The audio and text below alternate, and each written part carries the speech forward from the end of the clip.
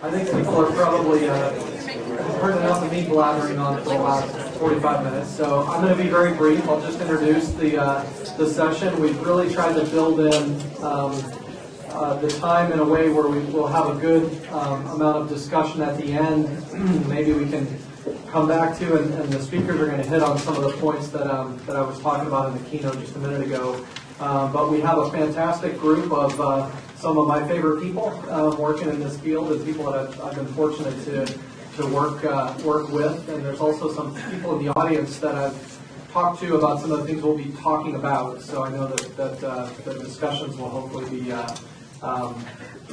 be lively and on some current issues. So we have 4 speakers that are going to come up. First is going to be John Hildebrand, who's going to give some overview introduction on some of the sound types.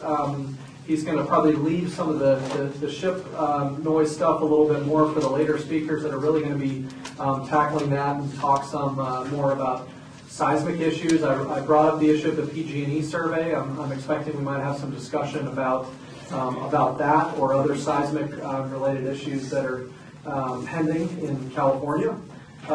Megan McKenna, who is now with the National Park Service, but that has worked with John and a bunch of other people on measurements of ship noise, using new tools, using AIS in relation to some of the modeling and measurements that she's made, and also looking at some of the interactions between tools and technologies and issues of ship noise and also ship strike issues. So she'll talk about that a little bit. We've got John Calmakitis here, who may be joining us for the panel for some of that stuff. And then I mentioned Carrie Capel from NCs and Mike Porter from Heat Light Sound Research that are going to talk about in much more detail about the sound field mapping working group that I just gave that little intro to at the end there.